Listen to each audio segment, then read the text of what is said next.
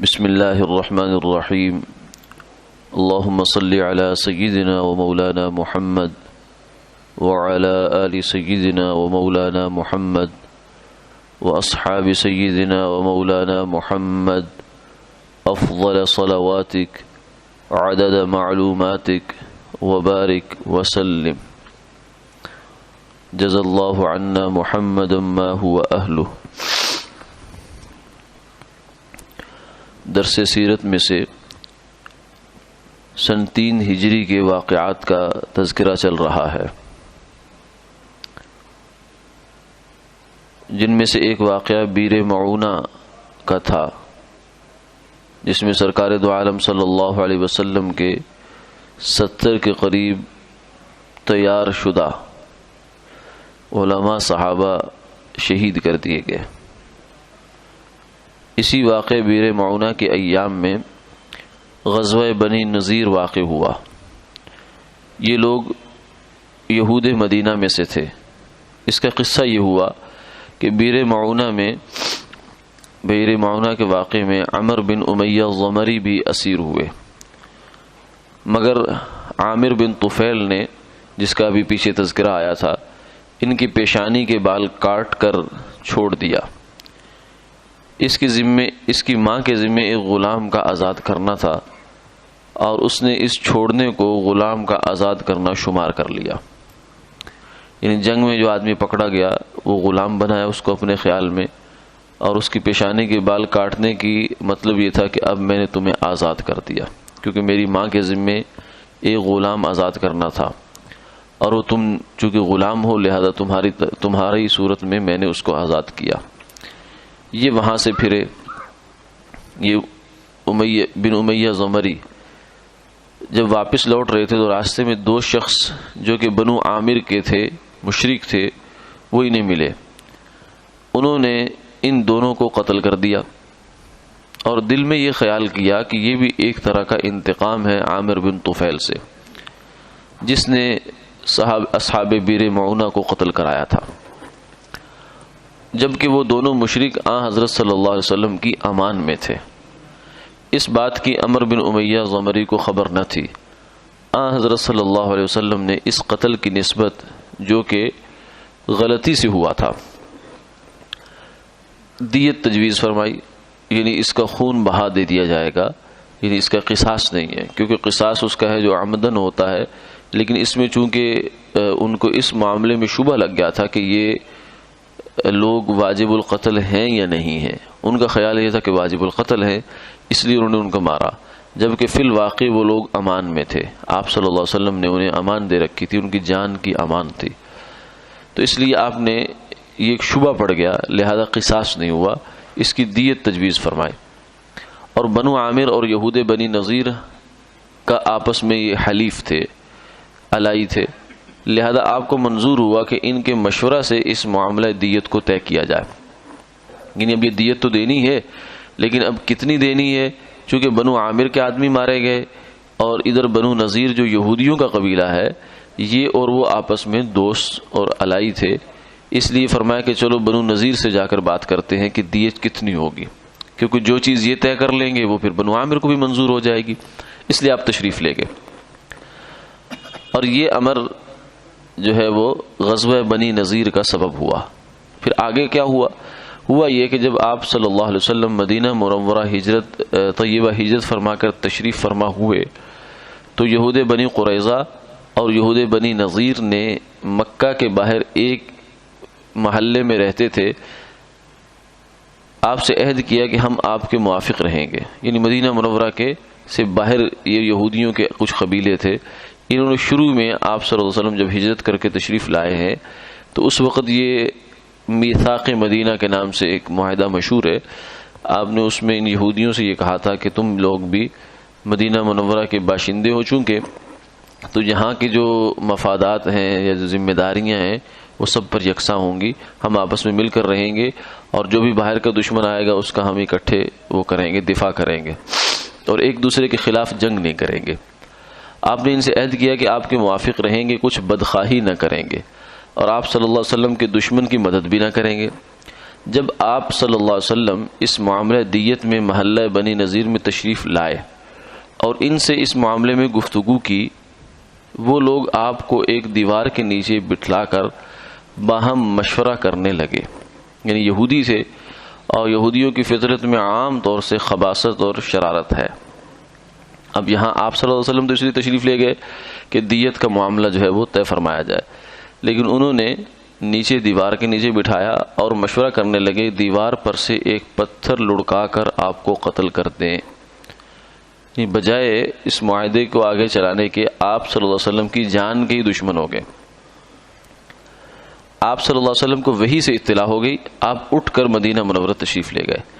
آپ نے کہلا بھیجا کہ تم نے نقض عہد کیا، یعنی تمہارا ہمارا جو میثاق مدینہ میں جو معاہدہ تھا اس کی پاسداری تم نے نہیں کی. ہمارا تو آپس میں ایک دوسرے کی تو جان کی امان تھی، تم نے تو ہماری جان لینی شروع کر دی، تو تمہارا معاہدہ ختم ہو گیا. اس لیے فرمایا یا تو 10 دن کے اندر اندر نکل جاؤ ورنہ لڑائی ہوگی. وہ لڑائی کے لیے تیار ہوئے. آپ صلی اللہ علیہ وسلم نے ان پر لشکر کشی کی اور ان کے قلعے کو محصور کر لیا، اس کا محاصرہ کر لیا. آخر وہ تنگ ہو کر نکل جانے پر راضی ہوئے. آپ نے فرمایا کہ سب ہتھیار چھوڑ جاؤ اور جتنا سامان اپنے ساتھ اٹھا سکتے ہو وہ اٹھا کر لے جاؤ.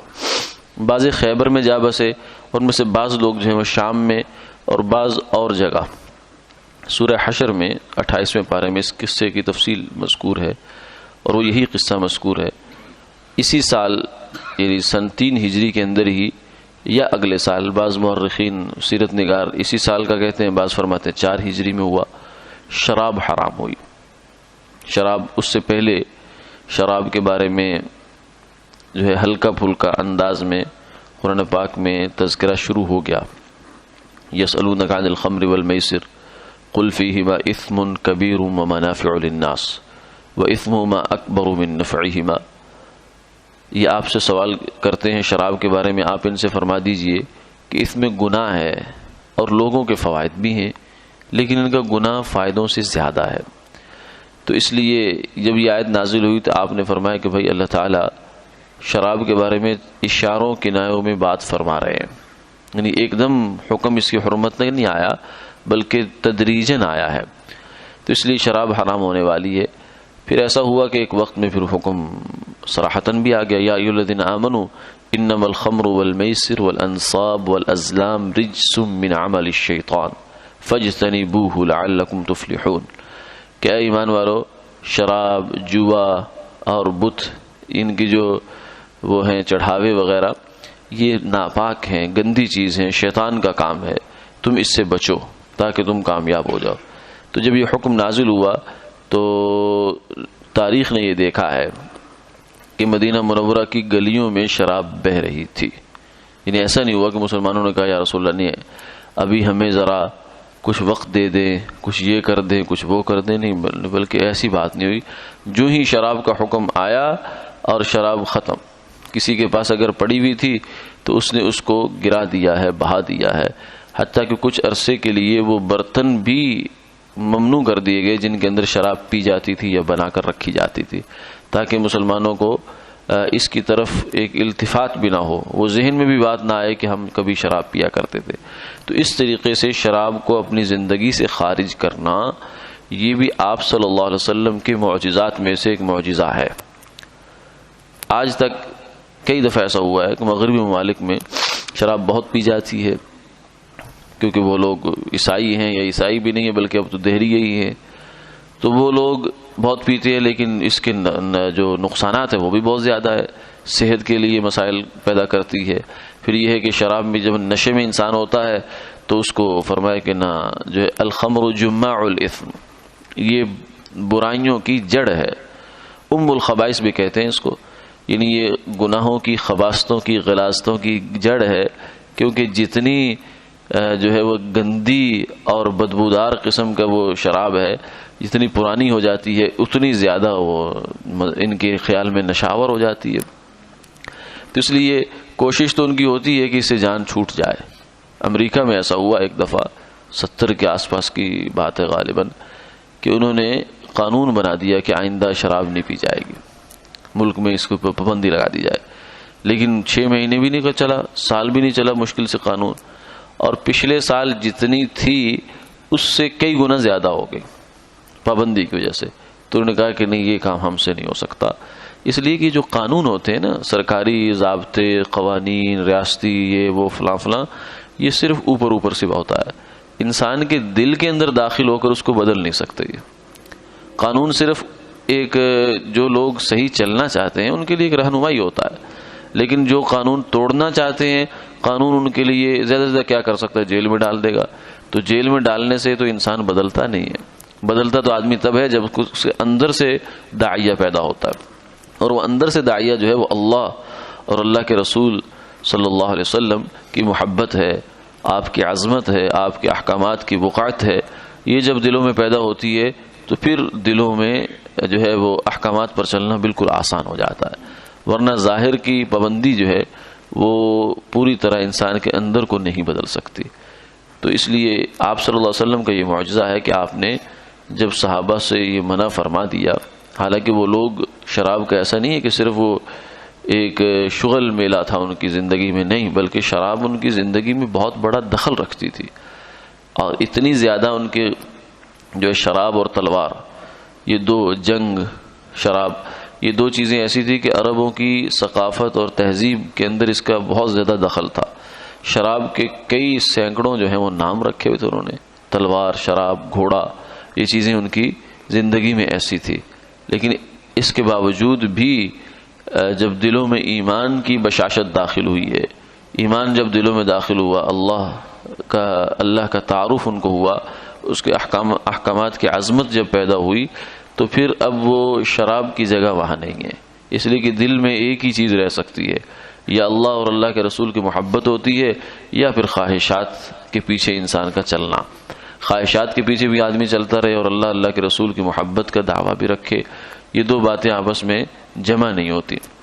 تو اس لیے صحابہ چونکہ ایمان والے تھے، مخلص تھے، سچے تھے، اس لیے وہ حکم کے منتظر تھے۔ جو حکم آیا ہے تو کسی کے گھر میں شراب بچی نہیں ہے، حتیٰ کہ بعض لوگوں نے انگلیاں ڈال کر قے کیے، ابھی تھوڑی دیر پہلے اگر پی تھی اور فوراً حکم آیا ہے کہ شراب حرام ہو گئی تو انگلی ڈالی اور اس کو قے کرنے کی کوشش کی، اور فکر مند ہو گئے ان لوگوں کے بارے میں کہ جو حلت کے زمانے میں جو شراب پی چکے تھے اور جنگ میں شہید ہو گئے، احد میں یا اور جنگوں میں شہید ہوئے، بدر میں شہید ہوئے، تو ان کے بارے میں ان کو فکر پیدا ہو گئی کہ یہ کیا، ان کا کیا بنے گا بیچاروں کا، یہ تو نجاست ان کے پیٹوں میں تھی، ان کے خون میں، ان کے جسم کا حصہ بن چکی تھی، تو یا رسول اللہ ان کا کیا بنے گا؟ پھر قرآن پاک کی آیات نازل ہوئی اس کے لیے کہ نہیں، ان کے اوپر گناہ نہیں ہے، کیونکہ اس وقت یہ حلال تھی، جب حلال تھی تو اب اس کا گناہ ان کے ذمہ نہیں ہے، جب حرام ہو گئی اب کسی کو یہ پینے کی اجازت نہیں ہے۔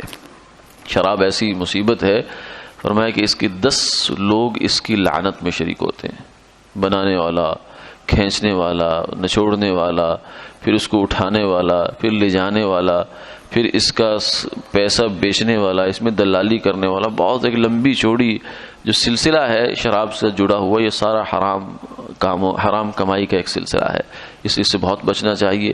اور فرمایا کہ جو شرابی ہے اس کو طینۃ الخبال پلائی جائے گی قیامت والے دن۔ جو آدمی شراب کا عادی ہے، ایک ہے کہ چلو کبھی غلطی ہو گئی، توبہ کر لی، اللہ توبہ قبول کرنے والے، ایک ہے کہ اصرار کیے چلے جا رہا ہے، اصرار ہی کیے چلے جا رہا ہے، تو اس کو کئی ساری اس کی جو وعیدیں ہیں اس کے لیے۔ ایک تو یہ ہے کہ ایسے آدمی کی مدمن الخمر، اس کی لیلۃ القدر میں بھی بخشش نہیں ہوتی، شب برات میں بھی اس کی بخشش نہیں ہوتی، جب اللہ کی رحمت بارش کی طرح برس رہی ہوتی ہے اس وقت میں بھی یہ اللہ کی رحمت سے محروم ہے جو آدمی شراب کا عادی ہے۔ پھر قیامت والے دن فرمایا کہ ان کو طینۃ الخبال پلائی جائے گی۔ طینۃ الخبال کیا ہے؟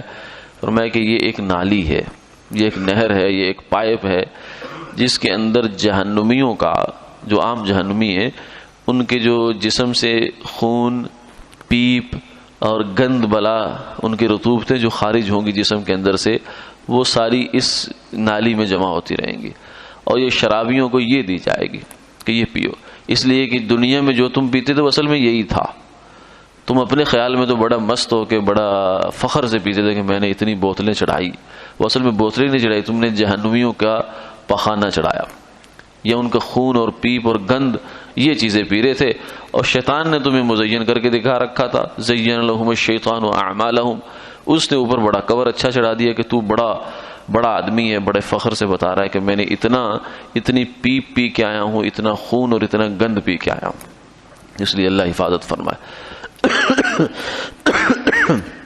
تو یہ شراب کی حرمت بھی اسی سال کا قصہ ہے، اور حضرت امام حسن رضی اللہ تعالی عنہ، سیدنا حسن رضی اللہ تعالی عنہ، یہ بھی ان کی پیدائش بھی 3 ہجری میں ہی ہوئی۔ وآخر دعوانا الحمدللہ رب العالمین۔ ابھی جو آج کل کی کیفیت ہے وبا کے حوالے سے، اس میں ایک تو بات یہ ذہن میں رکھنی چاہیے کہ انسان کا جو عقیدہ ہے مسلمان کا، وہ ڈاواں ڈول نہیں ہونا چاہیے۔ یہ اسباب ہیں، کسی سے ہاتھ ملانا، کسی سے چھینک جانا، کہیں جمع ہو جانا، یہ اسباب ہو سکتے زیادہ سے زیادہ، وہ بھی پتہ نہیں کس درجے کے ہیں، لیکن بیماری لگنا نہ لگنا یہ اللہ کے ہاتھ میں ہوتا ہے۔ انسان کے عقیدے میں فرق نہیں آنا چاہیے۔ ہاں عمل میں چلو تھوڑی بہت احتیاط کرنی ہے تو کر لے، لیکن یہ ذہن میں نہیں ہونا چاہیے کہ بیماری اس وجہ سے لگے گی۔ بیماری تو اللہ کے حکم سے لگے گی۔ فرمایا ایک بدو نے آ کر کہا یا رسول اللہ، ہمارے ہاں ایک اونٹ کو خارش ہوتی ہے تو دوسرے کو بھی لگ جاتی ہے۔ تو ان کا ذہن یہ تھا کہ اونٹ کو خارش لگا رہا ہے، تو آپ نے اس ذہن کی اصلاح فرمائی۔ فرمایا من اجرب الاول، سب سے پہلے کو جو خارش لگی وہ کس نے لگائی تھی؟ تو اس نے کہا جی وہ تو اللہ نہیں لگائی تھی۔ فرمایا تو دوسرے کو بھی اللہ ہی لگاتے ہیں اور بچاتے بھی اللہ ہی ہیں۔ تو اس لیے اس حوالے سے کچھ زیادہ ایک کافروں کے رویے ہیں جو ہمارے ہاں بھی کچھ آ رہے ہیں۔ ایمان کی کمزوری ہے، یہ جو ہمارے جماعت والے بھائی کہتے رہتے ہیں کہ ایمان مضبوط کرو، تو ہم عام طور سے کہتے ہیں جی یہ تو کافروں میں جا کے بات کرو، ہم تو مسلمان ہیں، ہم کلمہ گو ہیں۔ تو کلمہ گو تو ہم ہوتے ہیں، لیکن ایسے موقعوں پر ہمارا ایمان کا امتحان ہوتا ہے کہ ہم کتنے مضبوط ہیں اپنے ایمان میں۔ باقی عمل میں آپ صلی اللہ علیہ وسلم سے دونوں باتیں ثابت ہیں۔ ایک بات یہ بھی ثابت ہے کہ آپ نے احتیاط کا حکم بھی دیا، اور دوسری جانب یہ بھی ثابت ہے کہ آپ نے مجزوم یعنی کوڑ کا مرض جس کو ہوتا ہے، وہ متعدی ہو جاتا ہے، دوسروں کو لگ جاتا ہے، جلد کی بیماری ہے ایک طرح سے، تو آپ نے اس کا ہاتھ پکڑا اور اپنے کھانے میں اس کو شامل فرمایا۔ یعنی امت کو اس بات کی بھی تعلیم دی کہ ان چیزوں کو زیادہ دماغ پر سوار کرنے کی ضرورت نہیں ہے۔ یہ وہمیات بعض دفعہ انسان کو بہت پریشان کر دیتی ہیں، حتیٰ کہ آدمی بس اپنے سائے سے ڈرنا شروع ہو جاتا ہے۔ تو یہ ڈر اللہ تعالیٰ جو ہے ہمارے دلوں سے نکال دے۔ اور کچھ اس میں کردار ہوتا ہے ہمارے ذرائع معلومات کا بھی۔ وَإِذَا جَاءَهُمْ أَمْرٌ مِّنَ الْأَمْنِ أَوِ الْخَوْفِ أَذَاعُوا بِهِ، جب بھی کوئی بات ایسی ویسی آتی ہے، امن کی ہو یا خوف کی ہو، تو لوگ اس کو پھیلا دیتے ہیں۔ تو ہمارے یہاں میڈیا جو ہے وہ ان چیزوں کو پھیلا کے لوگوں کو ڈرا دیتا ہے، بہت زیادہ ڈرا دیتا ہے۔ الذين قال لهم الناس ان الناس قد جمعوا لكم فاخشوهم فزادهم ایمانا، یہ منافق یہ کام کرتے تھے مدینہ منورہ میں کہ مسلمانوں کو آ کر ڈراتے رہتے، اوہ یہ ہونے جا رہا ہے، فلاں ملک کا لشکر آ رہا ہے، تمہیں تہس نہس کر دے گا، فلاں لوگ آ رہے ہیں، ایسا ہو جائے گا، فلاں ہو جائے گا، فلاں ہو جائے گا۔ فرمایا کہ ان ایمان والوں کی حالت یہ تھی فزادہم ایمانا، انہوں نے ان سے کہا کہ ڈرو، لیکن یہ لوگ ان کو کیا ہوا؟ فزادہم ایمانا، انہوں نے کہا کہ ہمارا تو ایمان میں اور اضافہ ہو گیا۔ وقالوا حسبنا اللہ ونعم الوکیل، اور انہوں نے کہا کہ اللہ ہمیں کافی ہے اور وہ بہترین کارساز ہے۔ یہ سب اسباب اور یہ ساری چیزیں اسی کے ہاتھ میں ہیں۔ ان چیزوں میں بذات خود کوئی چیز ایک ذرہ بھی اپنی جگہ سے حرکت نہیں کر سکتا، اللہ کے حکم سے جو ہوتا ہے۔ اور ان چیزوں کا علاج یا تدارک کیا ہے؟ تدارک ہے گناہوں کی معافی مانگنا۔ یہ جو جن طریقوں سے ہم ان سے بچنے کی کوشش کر رہے ہیں، اگر دیکھیں سائنس، ٹیکنالوجی، یہ احتیاطیں، یہ تدبیریں اگر مؤثر ہوتی تو سب سے زیادہ وہ ملک گرفت میں نہ آتے جن کے پاس یہ اسباب زیادہ ہیں۔ ہماری تو باری بعد میں آ رہی ہے، اللہ کرے ابھی بھی نہ آئی ہو، لیکن یہ ہے کہ یہ تدبیریں ان کے پاس ہم سے زیادہ ہیں۔ لیکن جب وہ بھی اس کے سامنے گھٹنے ٹیکے ہوئے تو اس کا مطلب ہے کہ یہ جو انسانی اسباب و وسائل ہیں یہ کافی نہیں ہے، یہ معاملہ کچھ اور ہے۔ اس لیے اللہ کے حضور اس سے جھکنا چاہیے، گڑ گڑانا چاہیے، دعا کرنی چاہیے، اجتماعی دعا کرنی چاہیے، انفرادی کرنی چاہیے، اپنے گناہوں کی معافی۔ ظہر الفساد فی البر والبحر بما کسبت ایدی الناس، زمین و آسمان میں جو فساد مچتا ہے وہ لوگوں کے اعمال کا نتیجہ ہوتا ہے۔ اللہ تعالیٰ کے فرمایا ابھی تو ہم بہت کچھ چھوڑ دیتے ہیں، وَلَوْ يُؤَاخِذُ اللَّهُ النَّاسَ بِمَا كَسَبُوا، اگر تمہارے اعمال کا کے موافق پکڑ آنا شروع ہوئے تو کوئی بھی مَا تَرَكَ عَلَى ظَهْرِهَا مِن دَابَّةٍ کہ ایک جانور بھی اس زمین پر چلنے والا نہ ہو۔ اتنے اعمال برے ہوتے ہیں انسانوں کے، لیکن اللہ پھر بھی وَيَعْفُو عَن كَثِيرٍ، اللہ بچا دیتے ہیں، بہت سارا معاف کر دیتے ہیں۔ پھر مزید معافی مانگے اللہ تعالیٰ سے تو اس سے آفات بلیات ان سے انسان کی حفاظت ہوتی ہے۔ رونا دھونا، کرونا کا اینٹی ڈوز ہے رونا، جب یہ کرونا ہے تو اس کا رونا دھونا، اس سے اللہ تعالیٰ اس سے ہماری حفاظت فرمائیں گے۔ اور دوسری چیز یہ ہے کہ درود پاک کا اہتمام ہو جائے کثرت سے، یہ مجربات میں سے ہے، آفات بلیات اور ان طرح کی جو چیزوں میں درود پاک کا بکثرت پڑھنا، اس سے اللہ تعالیٰ بہت برکتیں عطا فرماتے ہیں اور حفاظت بھی عطا فرماتے ہیں، دلوں میں اطمینان اور سکون بھی عطا فرماتے ہیں۔ اللہ تعالیٰ ہماری حفاظت فرمائے اور ہمارے دلوں سے اس کا رعب ختم فرما دے۔ اللہم صلی علی سیدنا و مولانا محمد وعلی آل سیدنا و مولانا محمد وبارک وسلم ثم صلی علیہ۔ اللہم انا نسألک العفو والعافیہ والمعافاة فی الدین والدنیا والآخرہ، لا الہ الا اللہ یا ارحم الراحمین، لا الہ الا اللہ یا ارحم الراحمین، لا الہ الا اللہ یا ارحم الراحمین۔ اللہم اشفنا واشف مرضانا ومرضى المسلمین، اللہم اغفر لنا ولجميع أمة محمد صلى الله عليه وسلم، واشفنا واشف مرضانا ومرضى المسلمين، اللهم اقض حاجاتنا واستر عوراتنا وآمن روعاتنا وآمن روعاتنا وآمن روعاتنا، اللهم إنا نجعلك في نحورهم ونعوذ بك من شرورهم، لا إله إلا أنت سبحانك إني كنت من الظالمين۔